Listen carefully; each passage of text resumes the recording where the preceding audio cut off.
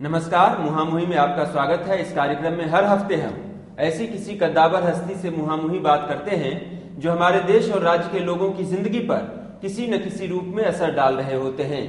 आज हमारे साथ हैं देश के जाने माने गांधीवादी चिंतक और पूर्व सांसद प्रोफेसर रामजी सिंह। रामजी सिंह साहब, मुहामुही में आपका बहुत बहुत स्वागत है। लेकिन आपसे बातचीत का ये सिलसिला हम आगे बढ़ाएं, इससे पहले देख लेते हैं कि आज की बातचीत में हमारे सामने मुख्य मुद्दे और सवाल क्या क्या हैं। 20 बरस से महिला बहनों को 33% अधिकार देने के लिए पड़ा है, लेकिन वो बिल पास नहीं हो सका। ये पार्लियामेंट बांझ की संगति है। 86 साल वाला अनुभव और 16 साल वाला जुनून देखना हो तो प्रोफेसर रामजी सिंह से मिलिए। देश में गांधी विचारों के सबसे बड़े विद्वान और पूर्व सांसद रामजी सिंह इस उम्र में भी देश भर में घूम रहे हैं और अपने तरीके से लोगों को जगाने का काम कर रहे हैं। जेपी आंदोलन के महत्वपूर्ण योद्धा रहे और 1977 में भागलपुर लोकसभा सीट से भागवत झा आजाद जैसे कद्दावर को 1,86,000 वोटों से धूल चटा दी। गांधी दर्शन और चिंतन पर 50 से अधिक किताबें लिखी और संपादित की। लंबे समय तक जैन विश्व भारती विश्वविद्यालय राजस्थान के कुलपति और Gandhian institute of studies Varanasi के निदेशक रहे। भागलपुर विश्वविद्यालय में भी गांधी विचार विभाग के अध्यक्ष रह चुके हैं। देश और दुनिया की कई महत्वपूर्ण संस्थाओं से अब भी जुड़े हुए हैं। अगले 1 घंटे के दौरान समाज और सियासत से जुड़े कई महत्वपूर्ण सवालों के जवाब उनसे लेने की कोशिश करेंगे और यह जानने की कोशिश भी करेंगे कि एक गांधी ने कितना कुछ किया, लेकिन आज सैकड़ों हजारों तथाकथित गांधीवादियों की फौज भी कुछ नहीं कर पा रही है। क्यों? गांधीवाद प्रासंगिक नहीं रहा या गांधीवादियों की सामर्थ्य चुक गई है? आखिर क्या हो रहा है इस देश में?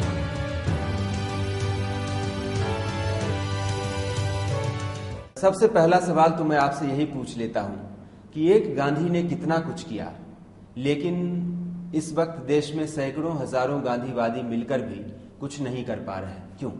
गांधीवाद नाम की कोई चीज है नहीं। जी जी। गांधी जी को एक बार गांधी सेवक संघ सेवा संघ संस्था बनी थी और उसके उद्घाटन करने के लिए बुलाया गया था। जी। तो गांधी ने यही कहा था कि गांधीवाद नाम की कोई चीज नहीं है। मैं अपने पीछे कोई संप्रदाय छोड़ना नहीं चाहता हूँ और अच्छा होगा कि इस गांधी सेवा संघ को भंग कर दिया जाए। अपने नाम पर एक संस्था चलाना, अगर कला का निर्वासन है तो यह व्यक्तिगत आकांक्षा का बहुत ही विभत्स प्रदर्शन है। जी। गांधी एक विचारधारा को कह सकते हैं। विचार जब किसी व्यक्ति की मर्यादा में कैद हो जाता है तो वह वाद बन जाता है। जी। और विचार जब किसी धार्मिक आग्रह पर सवार होता है तो वह संप्रदाय बन जाता है। विचार मुक्त और स्वतंत्र होना चाहिए। विचार जब सत्ता और संपत्ति का दास हो जाता है तो वह निस्तेज और निर्वीर्य हो जाता है। जी। इसीलिए गांधी ने कुछ विचार रखे जी। और उस प्रकार एक सिस्टम बिल्डर के रूप में नहीं रखा जैसे हीगल ने, प्लेटो ने, ब्रैडले ने, इन लोगों ने रखा, या जैसे कपिल, कणाद, इन लोगों ने रखा। उन्होंने मुक्त रूप से विचार रखा। जी। जो आवश्यकता है समाज की उसको देखते हुए परिस्थिति क्या इस समय हो सकती है और उसी से वही विचारों को समन्वित करके आप चाहें तो कहें हमें झगड़ा करने की आवश्यकता नहीं है, आप गांधीवाद कहें। इसीलिए गांधी ने अपने विचार का एक नाम दिया था, वो भारतीय संस्कृति के साथ पश्चिम की संस्कृति का अपूर्व समन्वय है। जी, जी। वो शब्द है सर्वोदय। सर्वोदय। अब तो गांधी जी भले नहीं चाहते थे कि उनके नाम से गांधीवाद जैसा कोई शब्द चले, लेकिन अब तो गांधीवाद चल ही पड़ा है और जो सो कॉल्ड गांधीवादी हैं उन्हें भी कोई एतराज नहीं होता है आजकल कि उन्हें गांधीवादी ना कहा जाए। तो मेरा सवाल यह है रामजी सिंह साहब कि एक गांधी ने कितना कुछ किया इस मुल्क में, और इतने सैकड़ों हजारों, आप उनको गांधीवादी कहें, सर्वोदयी कहें या गांधी की विचारधारा पर चलने वाले लोग कहें, जो भी कहें, मैं एक शब्द के आग्रह में नहीं पड़ता, इतने सैकड़ों हजारों लोग मिलकर क्यों नहीं कुछ कर पा रहे हैं? अपने को गांधीवादी कहलाने वाले के कई प्रभेद हैं और ये डॉक्टर राम मनोहर लोहिया ने कहा था हमने उसमें थोड़ा और जोड़ा है। जी जी जी। वो कहा कि एक तो सरकारी गांधीवादी होते सरकार का मतलब सरकार नहीं, pro establishment, yes yes yes, यथास्थिति को समर्थन करने वाला गांधीवादी नहीं हो सकता। बिल्कुल बिल्कुल। तो एक तो प्रो इस्टेब्लिश, ये सरकारी गांधीवादी। जी जी जी। दूसरा मठाधीश गांधीवादी, एक आश्रम बना के रख दिया और गांधीवाद का वो डंका बजाते रहे। तो वो भी मूव नहीं करते। वो गांधी गतिशीलता का नाम गांधी है, विद्रोह का नाम गांधी है, स्थिति परिवर्तन का नाम गांधी है। उन्होंने तो स्वामी विवेकानंद की भावना को, यानी कि आत्मनो मोक्षार्थम जगत विहाय, जो हम ठीक रहे लेकिन संसार दुखी नहीं रहे। संसार को दुखी रहकर कोई दार्शनिक, राजनीतिक, अर्थशास्त्री या पत्रकार अपने जीवन के सौंदर्य में नहीं रह सकता है। कहीं से आप ये कहना चाहते हैं कि गांधी जिस तरह के प्रगतिशील और परिवर्तनकामी व्यक्ति थे, विद्रोही व्यक्ति थे, अब गांधी के नाम पर जो लोग काम कर रहे हैं आजकल, वो कहीं से सरकारी गांधीवादी हैं, यथास्थितिवादी गांधीवादी हैं और मठाधीश किस्म के गांधीवादी हैं। वो सच्चे असली गांधीवादी नहीं हैं। सच्चे असली गांधीवादी की मैं परिभाषा तो नहीं दे सकूंगा पूरा, लेकिन इतना कहूंगा कि जो रेडिकल नहीं है, जो क्रांतिकारी नहीं है। क्रांति का मतलब समाज की मान्यता में, राजनीति की मान्यता में या और चीजों की मान्यता में अगर वो क्रांतिकारी परिवर्तन नहीं सोचता है तो गांधीवादी हम ऐसे तो हम किसी को गांधीवादी नहीं कहना चाहते। चूंकि आप किसी को गांधीवादी नहीं कहना चाहते, इसलिए मैं उसमें तथाकथित शब्द जोड़ देता हूं। अच्छा। तो जो आज के तथाकथित गांधीवादी हैं, फिर आप इतना तो मानते हैं कि उन्हीं में कुछ गड़बड़ है। गांधी उस ब्रह्म को कहते हैं जिसके अनेक आयाम होते हैं। किसी ने गांधी के अछूतोद्धार और खादी को देखा और रचनात्मक कार्यक्रम में रह गए, वो गांधी को उतना ही समझते। लेकिन किसी ने देखा कि नहीं, हम सरकार में रहकर हम गांधी के विचारों को थोड़ा आगे बढ़ा सकते हैं, बढ़ाएं नहीं बढ़ाएं, वो भी गांधी को। डॉक्टर राम मनोहर लोहिया ने अपने को उन्होंने विनम्रता व कुजात गांधीवादी कहा था। जयप्रकाश नारायण जी आश्रम में नहीं थे। जयप्रकाश नारायण किसी सरकारी ओहदे पर नहीं थे। हिंदुस्तान की प्रधानमंत्रित्व को भी उन्होंने नजरअंदाज किया, सब कुछ किया। बिल्कुल बिल्कुल। लेकिन गांधी के विचारधारा को अपने को शून्य में मिलाकर गांधी विचार को क्रांतिकारी रूप में प्रस्तुत करने के लिए ही गांधीवादी है। नोबेल पुरस्कार के कमेटी के एक आदमी आए थे जी, तो आपके तरह ही सुविज्ञ पत्रकार ने उससे पूछा, अरे भाई तुम गांधी को तुमने नोबेल प्राइज क्यों नहीं दिया अभी तक? तो थोड़ा वो जिसके कहा कि हाँ ये तो मेरी गलती हो गई, लेकिन पत्रकार तो पेट की अतड़ियों से निकाल लेते हैं। तो उन्होंने कहा कि गांधी न तो पूर्ण रूप से राजनीतिज्ञ था और न गांधी पूर्ण रूप से संत था। इसीलिए जिसकी कोई एक कैटेगरी नहीं हो तो उसको हम निश्चिंत और स्पष्ट रूप से कैसे अलंकृत कर सकते हैं।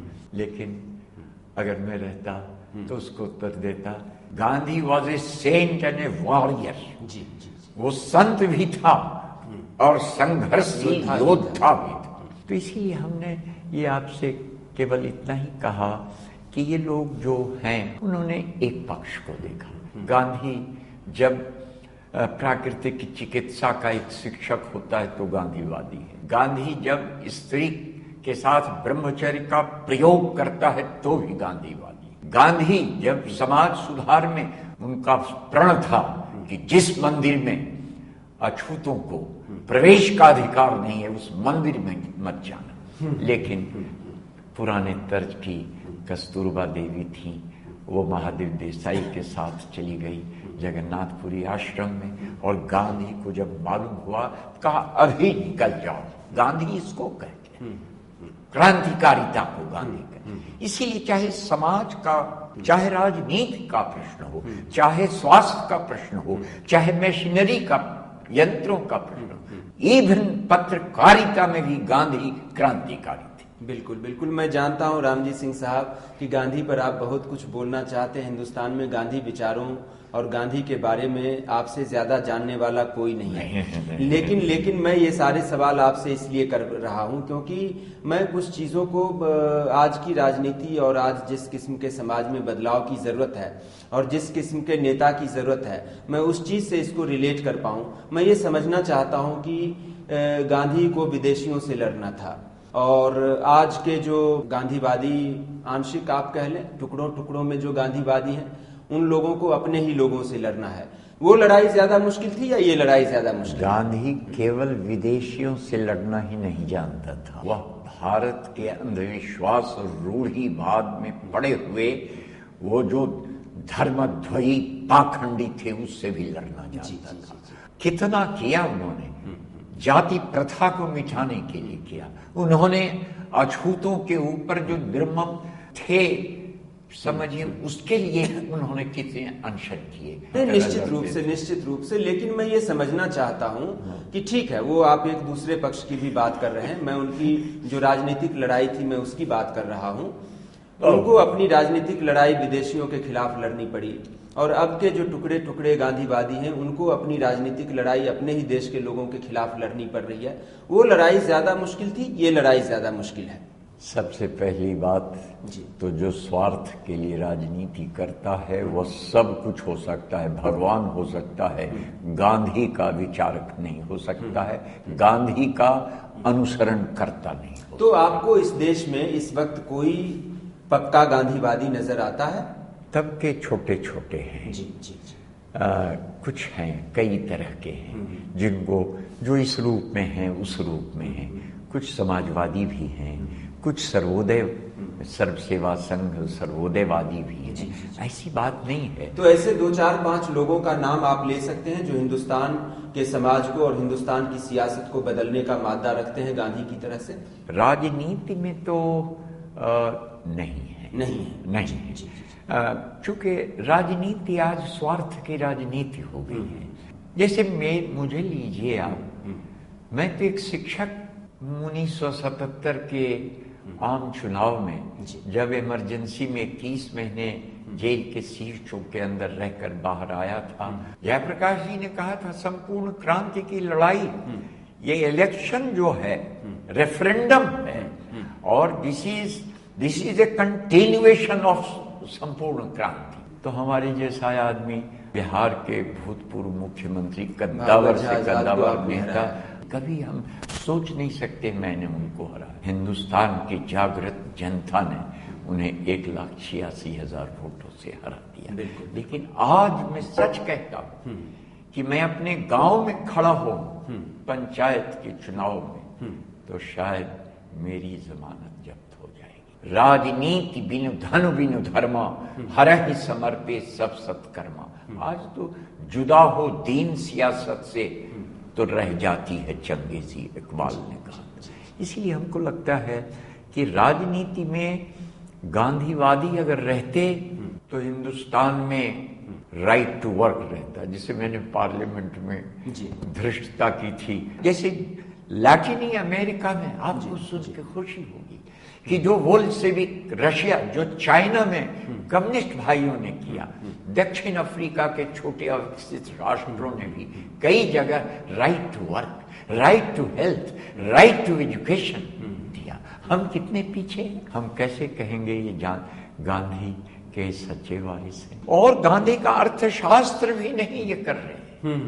ये भूमंडलीकरण का जो हमारे ऊपर नशा है, वह भूमंडलीकरण तो नहीं ही है, वह शुद्ध साम्राज्यवाद, नव साम्राज्यवाद है। गांधी अगर स्वदेशी का आंदोलन उन्होंने चला करके मैनचेस्टर और लंकाशायर के कपड़ों को जलाया, जिस पर रविंद्रनाथ टैगोर की आत्मा उठी कि ये निषेधात्मक काम, गांधी ने उत्तर दिया था कि जिस पक्षी ने 2-3 दिनों से दाना नहीं चुगा है, वो कोई गीत नहीं गा सकता। क्या बात है। इसीलिए आज अगर गांधी जीवित होते और आज कोई गांधी का सच्चा वारिस जीवित होगा तो वह भारत ही नहीं, भारत के बाहर भी जो नव साम्राज्यवाद के रूप में बाजारवाद और भूमंडलीकरण है, इसके लिए सत्याग्रह कर। तो आजकल जिन लोगों ने हिंदुस्तान की सियासत में अपने नाम के पीछे गांधी लगा रखा है,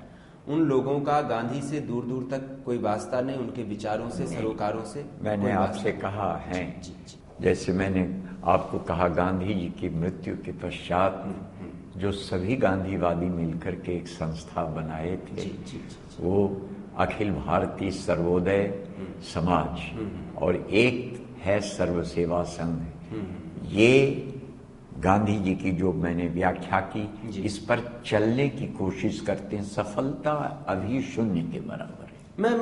मेरा यही सवाल था कि इतने सारे जो चाहे अखिल भारतीय सर्वोदय समाज से जुड़े लोग हों, सर्व सेवा संघ से जुड़े हुए लोग हों, उनकी कामयाबी शून्य है। एक गांधी ने कितना कुछ किया और ये सारे लोग मिलकर कुछ नहीं कर पा रहे, ये खुद आप मान रहे हैं।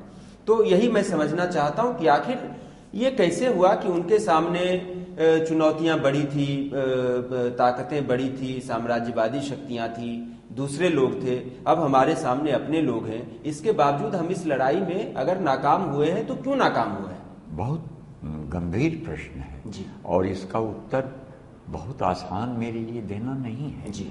लेकिन एक बात कहते हैं, क्रांति की नहीं जाती है, वह हो जाती। और देखा आपने नहीं कि क्रांति नहीं, अगर बगल के तरफ देखिए, भारत की जनता का जागरण जो है उसमें भी गांधी की क्रांति छिपी। ठीक है, अन्ना हजारे कितने प्रतिशत गांधीवादी है रामजी सिंह साहब? मैं उनके प्रति व्यक्तिगत हमारा असीम स्नेह और श्रद्धा है। जी।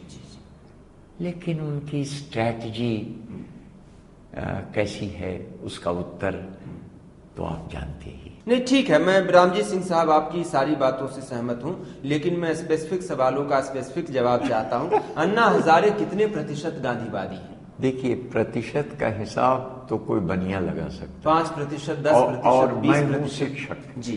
देखिए, ये प्रतिशत में नहीं है, कुछ मामले कई लोग उनको देश का दूसरा गांधी कहने लगे हैं। जब मैं उन्हें राजघाट की समाधि पर, वहां भी मेरा एक विद्यार्थी रहता, 1.5 घंटे तक बिल्कुल साधना में और ध्यान में वो गांधी के प्रति डूबे रहते हैं, उनके प्रति मेरी श्रद्धा स्वतः जागृत होती है। और जब वो भ्रष्टाचारियों के खिलाफ 350 को बर्खास्त कराया और कितने मिनिस्टरों को, तो उसमें गांधी का तत्व हम देखते हैं। ठीक है, अन्ना हजारे में तत्व है, गांधी वाला तत्व है, कई सारे तत्वों का आपने बखान भी कर दिया, लेकिन अन्ना हजारे फिर विफल होते हुए क्यों दिखाई दे रहे हैं? उनकी विफलता में आगे की सफलता भी हो सकती है जी। या उनकी स्ट्रैटेजी गलत हो सकती है। गांधी को स्वयं 1921 के असहयोग आंदोलन में जब चौरा चौरी में हिंसक घटनाएं घट गई तो एक आग उन्होंने ब्रेक लिया और आंदोलन बंद कर दिया। अन्ना में अगर जेपी का राजनीतिक मस्तिष्क भी होता तो देश में जिस प्रकार से असंतोष की ज्वाला उठी थी, उस समय संपूर्ण क्रांति का दूसरा चरण शुरू हो जाता। दूसरी बात थी, अन्ना ने एक छोटा सा प्रश्न लिया, किसान के सवाल, भारत माता ग्रामवासी, बिल्कुल किसान के सवाल को उन्होंने नहीं छुआ और उन्होंने केवल ये लोकपाल बिल, ये लोकपाल अगर लेना था तो मुद्दा राइट टू वर्क लेते, जो समूचा युवा शक्ति उनको उनके लिए हिमालय की तरह खड़ा हो जाता। बिल्कुल। और एक बात हुआ कि तुरंत जो पार्टी बनी, आज कल फिर बिगड़ी, फिर क्या हुई, उनकी योजना जो उनके मित्रों की, वो हम कहें या इनकी कहें, इसीलिए वो अब ट्रेन छूट गई। तो गांधी वाला विजन नहीं था, गांधी वाली दृष्टि नहीं थी, गांधी वाली समग्रता नहीं थी, गांधी वाली टोपी थी, गांधी वाला खादी कपड़ा था, गांधी वाली सात्विकता थी, गांधी वाला अनशन था। हाँ, ये जरूर थी। और उसका भी दो कारण है। जी, कि देश की स्थिति थी कि देश चाह रहा है कि कोई एक सच्चा आंदोलन खड़ा हो। बिल्कुल। और इसलिए ने कि वो अन्ना का चमत्कार था। अन्ना जैसे तो बहुत लोग हैं देश में, बिल्कुल, लेकिन अंबर में आग लगा सकती, ज्वाला प्रचंड फैला सकती एक छोटी सी चिंगारी भी, शर्त है अनुकूल पवन पाने पर। बिल्कुल। तो अनुकूल पवन था तो अन्ना महात्मा हो गए, ठीक है, बहुत अच्छी बात, उनको प्रणाम, उनको शुभकामना। लेकिन आपका प्रश्न ये है कि भारत इतना बड़ा देश है, 2014 हमारे सामने है खड़ा, जनता कितने भ्रम में है, किसको दे किसको नहीं दे। जैसे ऋग्वेद में श्लोक है, जब 33 करोड़ देवता को कहा तो ऋग्वेद का विचार करता है कस्मै देवाय हविषा विधेमा, किसको हविष दें, कांग्रेस को दें कि बीजेपी को दें कि लालू जी को दें कि नीतीश जी को दें। जनता के लिए बड़ा कष्ट का समय, जनता के लिए कष्ट का समय है। आपने और कोई विकल्प नहीं है, कोई विकल्प नहीं है। लेकिन भारत की जनता अपड़ हो सकती है, गंवार हो सकती है, लेकिन हम पढ़े लिखे लोगों से, हम सुविधा प्राप्त लोगों से ज्यादा ईमानदार तो है ही, ज्यादा समझदार भी है। नहीं, निश्चित प्रमाण मैं दे सकता हूं। अभी बंगाल में 34 वर्ष की जमींदारी सीपीएम की जो कैडर बेस्ड पार्टी है उसको झाड़ू से दे करके हटा दी, मायावती का दर्प चूर्ण कर दिया, लालू जी को विश्राम दे दिया, करुणानिधि को अलग कर दिया। ये कोई गांधीवादी आंदोलन ठीक है, ठीक है, लेकिन गांधी ने जो एक अहिंसक ढंग से परिवर्तन की आकांक्षा पैदा की वही है, इसलिए इसको अव्यक्त गांधीवाद। नहीं, ठीक है, आप अव्यक्त गांधीवाद इसको कह रहे हैं, लेकिन रामजी सिंह साहब, मुझे लगता है कि ये तो चुनावी परिवर्तन है। एक चुनाव में कोई हारता है, दूसरे चुनाव में कोई जीत जाता है। इस तरह की चीजें हो रही हैं, जिस तरह के बदलाव हम लोग चाह रहे हैं, इन चुनावी जीत और हार से उस तरह के बदलाव आते हुए हिंदुस्तान की राजनीति में दिखाई नहीं दे रहे हैं और समाज में भी दिखाई नहीं दे रहे। बदलाव तो देखिए, सच ये बहुत कष्टकारक विषय है कि कांग्रेस का विकल्प जयप्रकाश जी ने किया, उन्हीं उसके पहले डॉक्टर राम मनोहर लोहिया ने संवित सरकारों का आंदोलन किया था, वो भी गड़बड़ा गया। जयप्रकाश जी की संपूर्ण क्रांति के हम लोग छोटे मोटे सिपाही थे, संपूर्ण क्रांति को भी इन लोगों ने बंटवारा कर लिया। बीपी सिंह ने भी चलाई थी एक मुहिम जनता को संगठित करने की, उससे जनता को बार बार धोखा हो रहा है। एग्जैक्टली मैं इसी सवाल पे आना चाहता था। आपको लगता है रामजी सिंह कि गांधी के चेलों ने भी गांधी से धोखा किया और जेपी के चेलों ने भी जेपी से धोखा किया? एकदम। हमने जो धोखा दिया है उनको धोखा नहीं दिया है, अपने को धोखा दिया है, और उसी का परिणाम है कि आज इस कसमकश में जिस देश की 78 करोड़ जनता की दैनिक औसत आमदनी केवल 18 रुपये हो, उस देश में खूनी क्रांति नहीं हुई है। यह निर्वीर्यता है देश की। निर्धनता की बात मैंने कही जी, और विषमता की बात। हम जब पार्लियामेंट में गए तो हमारे यहाँ जो हमारा मैनिफेस्टो था कि 10 गुना ज्यादा से ज्यादा विषमता हो, आज आप जानते हैं विषमता क्या है? 10 लाख गुना। जिस देश में 10 लाख गुना विषमता हो, उस देश में अहिंसक क्रांति के लिए तो जगह है, हिंसक क्रांति के लिए भी जगह है। नहीं, हिंसक क्रांति के लिए भी जगह है। हालांकि मैं दुनिया में पवित्र से पवित्र मकसद के लिए हिंसा का समर्थन नहीं करता, और जिस गांधी की हम लोग बात कर रहे हैं वो तो बिल्कुल नहीं करते। लेकिन गांधी आपकी तरह नहीं, वो हिंसा की बात कहने में डरता नहीं था जी। मैं एक बात कह दूं, आपको उदाहरण भी कह सकता हूं। गांधी ने कहा था हिंसा से अहिंसा सब दिन श्रेष्ठ है, लेकिन जब हिंसा और कायरता के बीच चुनाव करना हो तो हिंसा को चुनेंगे। ठीक है।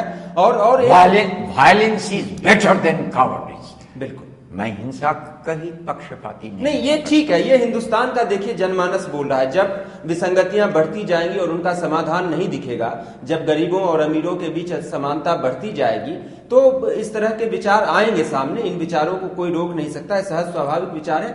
लेकिन रामजी सिंह साहब, आपकी बातों से मुझे एक विरोधाभास नजर आता है। एक तरफ इतनी बड़ी बड़ी बातें हैं, दूसरी तरफ अभी आपने खुद कहा कि 1977 एक दौर था जब आपने भागवत झा आजाद जैसे कद्दावर को 1,86,000 वोटों से हरा दिया। आज आप पंचायत का चुनाव भी लड़ेंगे तो शायद जमानत जब्त हो जाए। तो हिंदुस्तान की राजनीति में ये जो 30-35 सालों में जो तब्दीलियां आ गई, तो ये तब्दीलियां किस ओर जा रही हैं? क्या हमारे यहाँ अच्छे लोगों की जगह राजनीति में कम पड़ती जा रही है? राजनीति का पूरा ठेका नेताओं ने नहीं लिया है। लेकिन अब तो नेताओं ने ही ले रखा है ना। मैं वही कह रहा हूं, अगर आपकी जमानत जब्त हो जाएगी, मैं चुनाव लड़ने के बारे में सोच नहीं सकता हूं, तो फिर सारा ठेका नेताओं के पास ही है ना। गांधी ने देखिए राजनीति को भी बुरा नहीं कहा था। और किसी आदमी ने पूछा कि गांधी जी, राजनीति, आप तो संत आदमी हैं, राजनीति में क्यों है? तो गांधी ने जवाब दिया था, राजनीति एक सांप की कुंडली के समान है जिसमें हम कैद हैं और उससे हमको संघर्ष करना होगा। सर्वे धर्मा राज धर्मा निमग्ना। राजनीति के हाथ में सब है। देखे न, हमारे मुख्यमंत्री जी, माननीय मुख्यमंत्री जी के हाथ में शिक्षा है, उनके हाथ में शराब है, उनके हाथ में नालंदा जैसे विश्वविद्यालय का सौभाग्य है, उनके हाथ में 1000 नारियों के उत्पीड़न का प्रश्न है। इसीलिए राजनीति बदमाशों के हाथ देने की कोई चीज नहीं। लेकिन राजनीति क्या शरीफों के हाथ में रह गई है? मैं दोष तो जनता को नहीं देना चाहता, लेकिन गांधी जी ने इसके लिए जो एक नुस्खा बताया था, हम लोगों ने उसको भुला दिया। मतदाता शिक्षण उनका एक प्रधान कार्य था। हमने जनता को शिक्षित करना तो दूर रहा, स्वयं अपने को ही शिक्षित नहीं कर पाए। और इसीलिए जब आज जनतंत्र का दशहरा होता है, जिसको हम चुनाव कह सकते हैं, कितना पवित्र उत्सव है, लेकिन उस दिन हम रोजगारी बेरोजगारी पर नहीं, राइट ऑफ वर्क पर बात नहीं करते। हम जाति के नाम पर वोट देते हैं, शराब के एक पाउच पर हम वोट देते हैं। मतदाता शिक्षण अगर ठीक से कर पाते तो जनता इन लोगों को, जो जनतंत्र के इसमें बहुत सारे दुश्मन हैं, उनको लोकसभा के अंदर प्रवेश करने नहीं देते। तो लोकसभा के भीतर लोकतंत्र के दुश्मन प्रवेश कर गए हैं। रामजी सिंह साहब, मैं 90 साल के एक क्रांतिकारी गांधीवादी से बातचीत कर रहा हूं और इस बातचीत में एक एक्साइटमेंट है, लेकिन अभी वक्त है एक छोटे से ब्रेक का।